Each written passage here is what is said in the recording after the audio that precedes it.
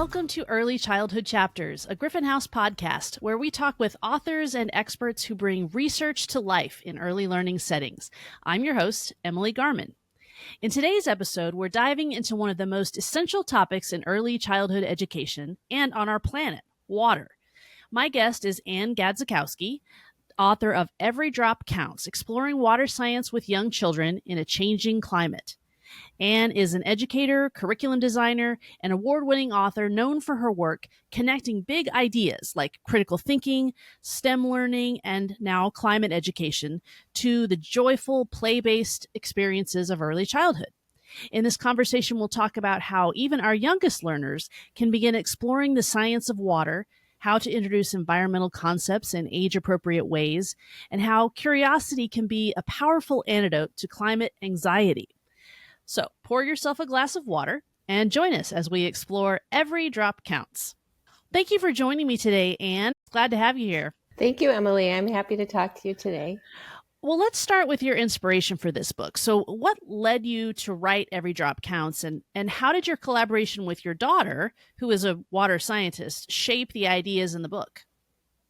Well, I should probably begin by saying I'm not a scientist and I'm not an expert in science. I'm a preschool teacher and a preschool director, and I became really interested in science and STEM topics through working with children. But this book, Every Drop Counts, is really special to me because I collaborated with my daughter. Her name is Alexa Yo. She's all grown up. She's a water scientist. And I became interested in water, specifically its impact on the lives of young children, from hearing her talk about her research. So she is an engineer. She studied civil engineering and environmental science and worked as an engineering consultant for a while, focusing on water.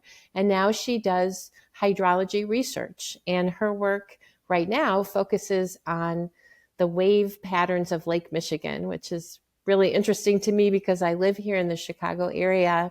And every time I look out across the lake, I think about my daughter and the work that she's doing.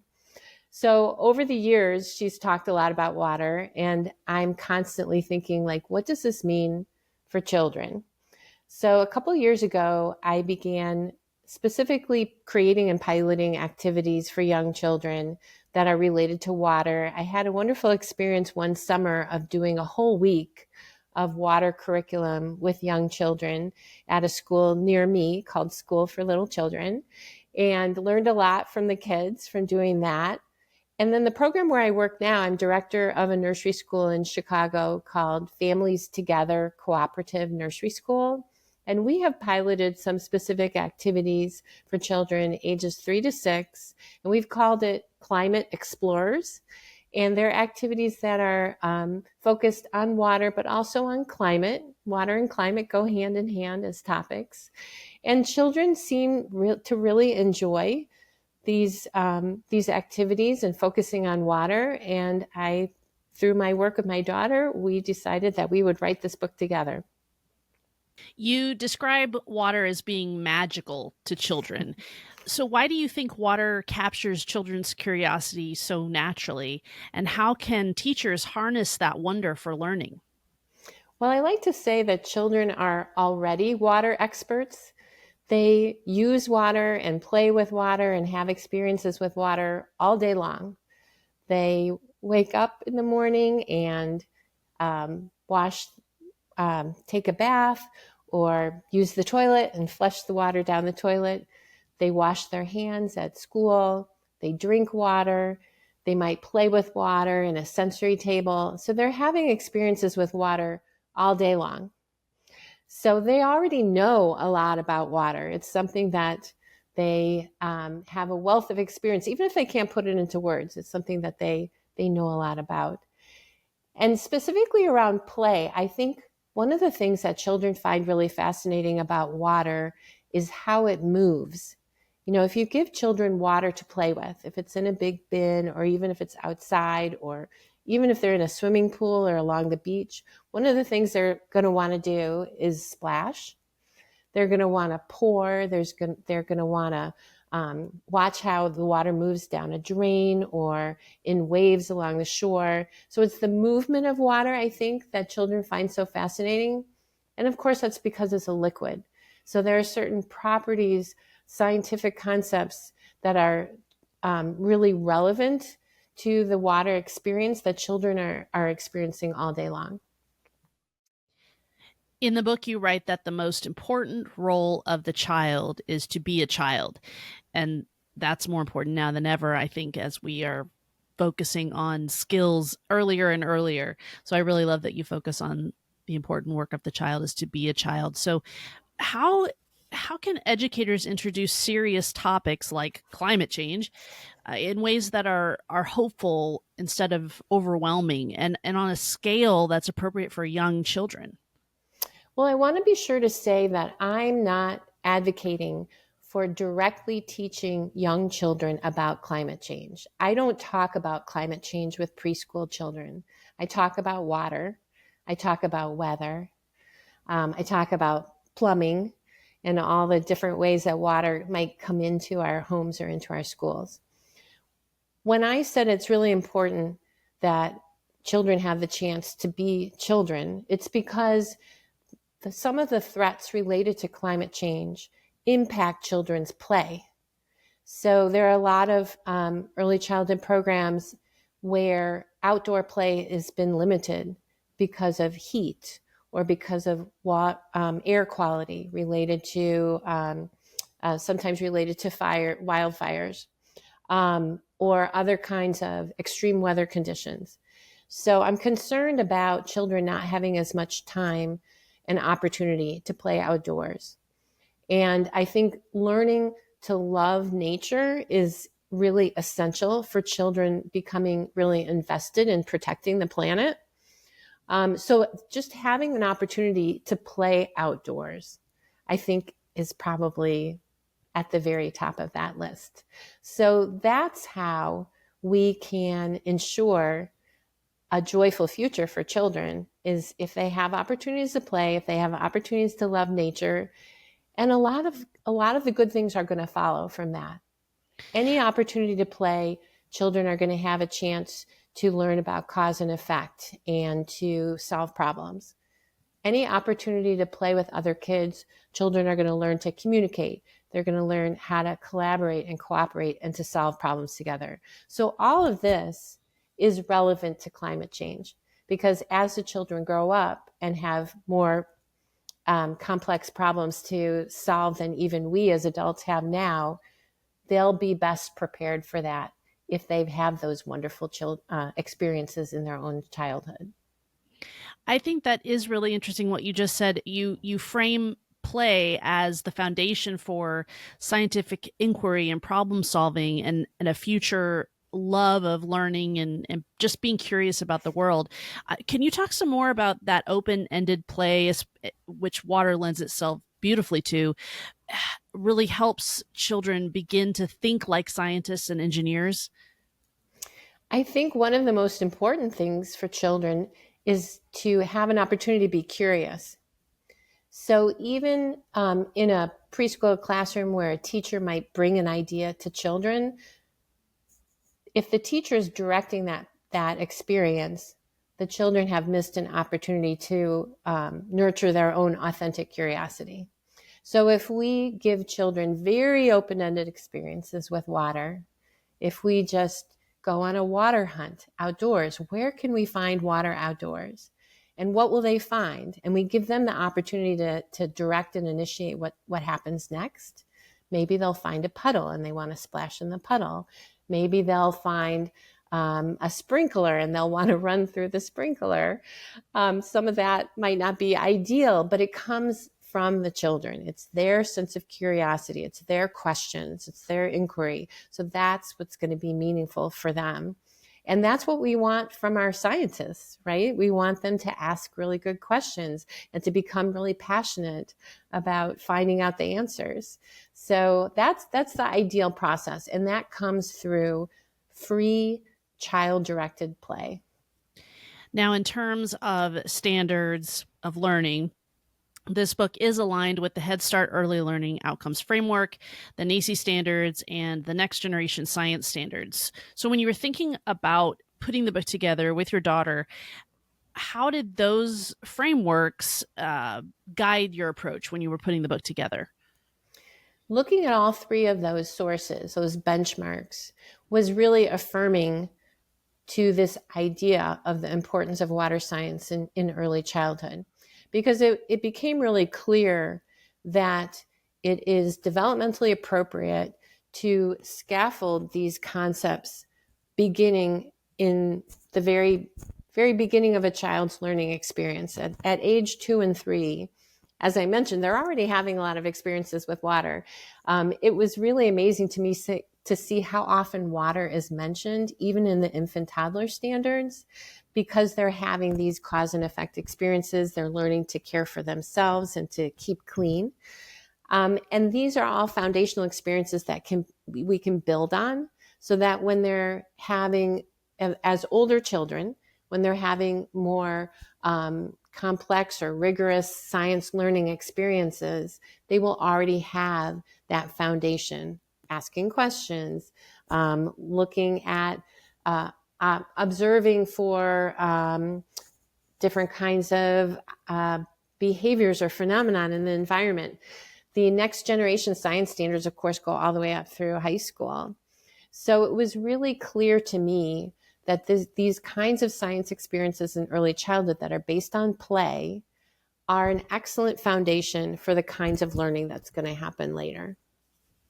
Talking about the book a little bit and digging into it more for folks who haven't got a chance to look at it yet, one of my favorite things about the book is the way you've structured it. So each chapter includes sections called Explore, Play, and Experiment, plus a section called Ask a Water Scientist. So how do these features and structuring the book in this way make science accessible to teachers who might feel like they're not science people? Like, I don't know how to teach this, even to young children. I think it's really well suited for that. Talk a little bit about why you decided to do that. I think it's really important to build curriculum on children's interests, emergent curriculum or inquiry-based learning. But that's hard to do.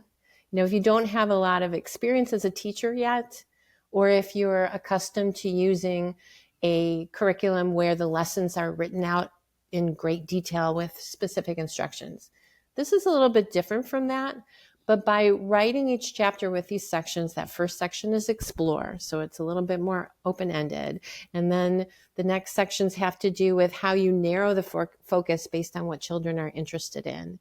And then we offer some specific experiments that you might want to do if the children are interested in those things. So it offers a path. So on the one hand, it is a really helpful resource to teachers who are interested in water science. But what I also hope is that for a teacher who's interested in being more responsive to the children's interest in their teaching, I hope that this structure also helps them do that you can observe the children, document their questions and their inquiries. You can narrow it a little bit more so that they have other play options. And then you can narrow it even more and maybe offer them a specific kind of science experiment that they might be able to do. So having the confidence to give up a little bit of that teacher control and let the children guide the learning, that I hope that structure helps teachers. And then the Ask the Water Scientist section, that's the section that my daughter, the hydrologist, wrote.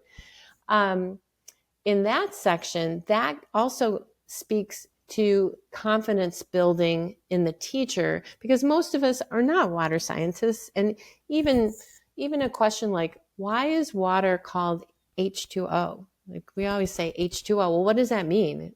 I mean, I know I learned that at some point in high school, but I'm not sure I remember it.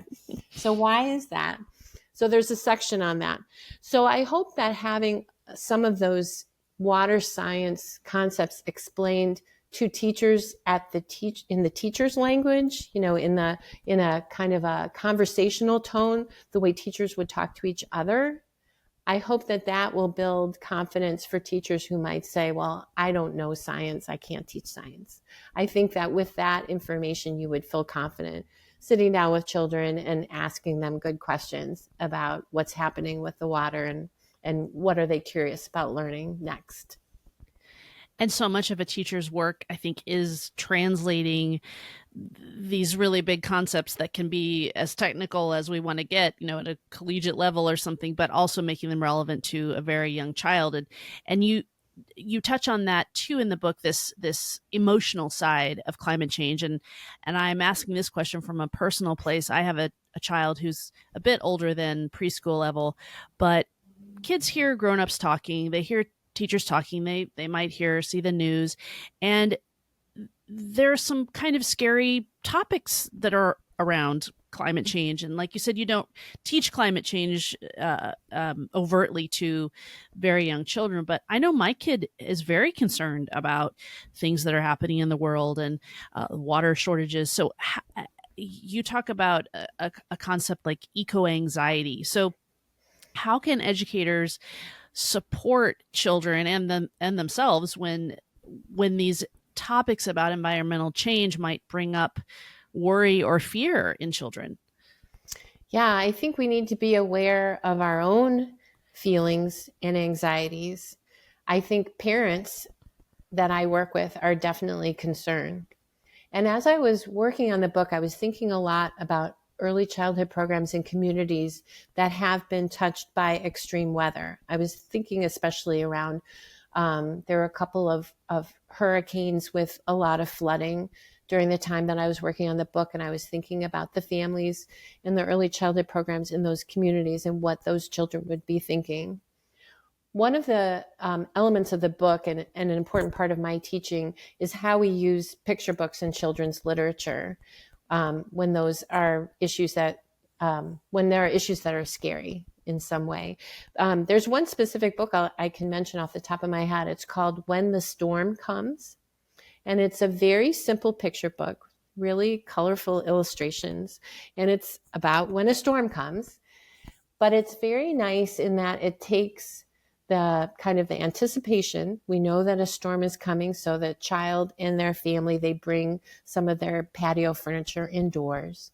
And then during the storm, there are adults there who are keeping the child safe. And the electricity goes out, but they have, other ways that they can, I don't remember if it was candles or flashlights in the illustrations. And then after the storm, people come out of their houses and they clean up together. And I think it's a very reassuring picture book. And that's what children need. We don't want to scare children. We want them to know that there are adults who are going to take good care of them. And we want them to know that they can help. They can have a role in it, but we want to reassure them. And then we're thinking, as adults, we're thinking ahead to the future. Well, it would be really helpful if a child understood a little bit about the weather so that they know if it starts to rain, it doesn't mean that a hurricane is coming. They start to understand the differences between different kinds of weather and what kind of weather is expected in the community where they live, and how caring and careful adults get ready for bad weather that's coming, and then how we help each other clean up afterwards. I think that's the message. And a lot of it comes back in my mind. There's the very famous quote of Mr. Rogers, of Fred Rogers, who said, when something bad happens, look to the helpers. And I think that's a theme that a lot of these wonderful picture books do, is tell the story of people who have been through something scary and then they figured out how to help each other. And there were caring grown-ups who were taking care of the children. So I think that's important too.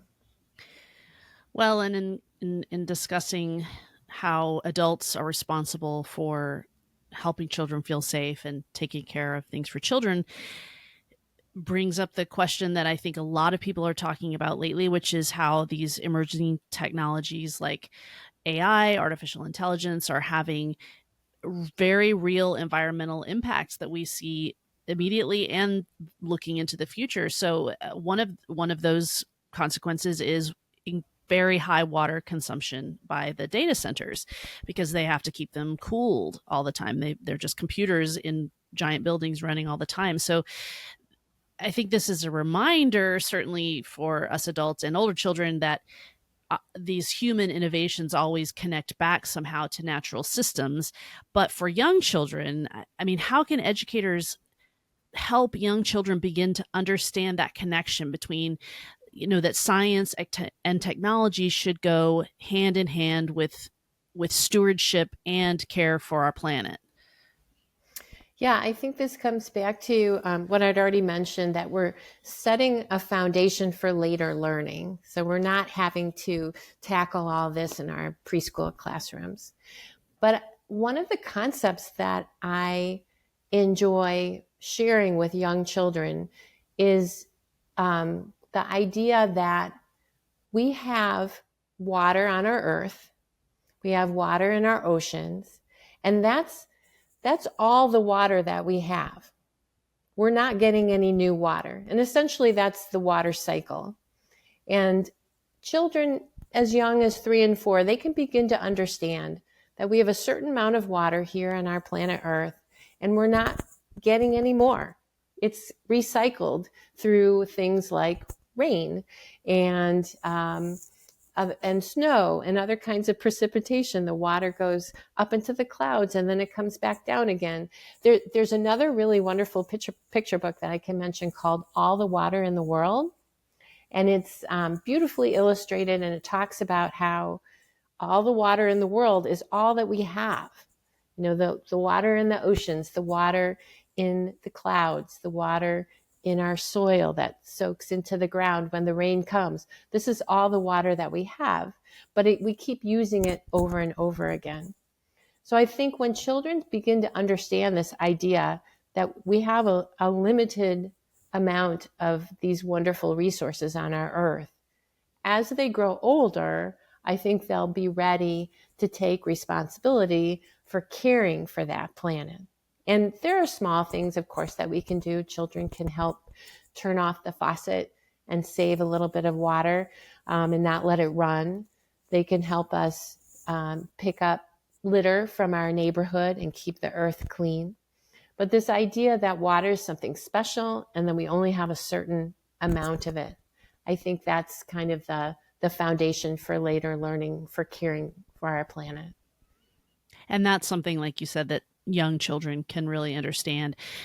The book really encourages helping children see how we live as part of a larger system, that we are just organisms on this planet like so many others, and how we live with water instead of thinking of how we control it. And I really like that tie-in, kind of setting the stage for ideas about sustainability and stewardship, which is something that we can't build that in too early, That's a concept that I thought about a lot because of the collaboration with my daughter and her background in engineering. When I was reading water science resources, for adults, one of the phrases that I would hear come up very often is this idea of water always wins. Like if it's some kind of conflict between people and water, water always wins. And the idea is, we'll say in a coastal community where there's a lot of flooding, you can try to build a wall or a dam, but the water will eventually wear that down. So my daughter and other scientists like her think of engineering solutions that allow water to do what it needs to do. I'm thinking of communities in Miami. I saw a news story about how they're creating more natural spaces for water to flow rather than onto the concrete of their streets and their buildings. So there are more absorbent surfaces for the water to go to when it floods. Now, all of that is more complex than what we address in our curriculum activities with young children. But this idea of working in harmony with water and in harmony with nature, I think is a really important part of the experiences that the children have. So the book does also provide a lot of resources for how to talk about plants how plants need water, animals and sea life and how much they need water. So teaching about water in the context of the whole ecosystem, the whole environment, and the whole planet, I think is really important. We all need water. We all benefit from water. We all need to take care of water. So the book ends with a chapter on caring for water and our planet. So I know you go into a lot more detail about this in the book, but can you share for our listeners some just simple, meaningful ways that teachers can take action today with their preschool classrooms, and kind of a preview of what they're going to get in the book of how they can nurture that environmental stewardship in very young children? When I asked my daughter, what do you think is the most important thing for people to know if they are going to protect and advocate for safe and clean water in their communities, she said, find out where your water is coming from. You know, we all turn on the tap and we take for granted that we have clean water coming out, but where is that water coming from? I think as adults in our communities, we can do that research. But for young children, what that translates to is the water that we use in our homes and in our schools, because that water has been cleaned and processed somewhere before it comes to us. And then we're flushing or sending water down the drain. And where is it going to go? So I was surprised that children are interested in plumbing as much as they are. I did not expect that. And I remember even in some of my first years teaching how children were so interested in pipes and drains and where the water goes and where it comes from. I was surprised about that. So I provide some resources that are developmentally appropriate in terms of understanding that the water that comes to us has been cleaned. And so you can play or do experiments with different kinds of paper filters, like a coffee filter in your sensory bin, and just play around with it to see what makes the water dirty and what makes the water clean. You can talk to experts. Children love to go on field trips or have a visitor to their classroom who might be able to explain to them things about how water works. They can play with pipes. There are some really wonderful pipe sets that children can build with, and you can use them with water. So understanding that children's curiosity includes what my daughter would call the built environment. So how water works within their own world. I think that's really important. But I want to be sure to wrap up with something that I already mentioned. I think the really core piece of this is children's opportunity to play outdoors in nature and to have joyful experiences with water in nature, whether that's experiencing the rain coming down, splashing in puddles, or seeing how the birds play in the bird bath, or running through a sprinkler, or walking along the beach and getting their bare feet in the water. It's those sensory experiences. It's those beautiful, joyful experiences with the people they care about and the people who love them. That is what is going to build the engagement and the commitment and the excitement and the joy around taking care of our planet in the future. That's the real seed that we're planting. So go outside and play as much as you can and get wet and play in the mud and get messy. That's the most important thing. That's terrific, Ann. Thank you so much for joining us today. Ann Gadzikowski, author of Every Drop Counts from Gryphon House Books. Thank you for reminding us that every drop and every child's question matters. Thank you, Emily. To learn more about Ann's book, Every Drop Counts, Exploring Water Science with Young Children in a Changing Climate, just visit gryphonhouse.com, where you can read sample pages, find related resources, and order your own copy. If you enjoyed this episode, please subscribe, rate, and review Early Childhood Chapters wherever you listen to podcasts. It helps us reach more educators like you who are making a difference every day. I'm Emily Garman. Thanks for listening, and we'll see you next time on Early Childhood Chapters.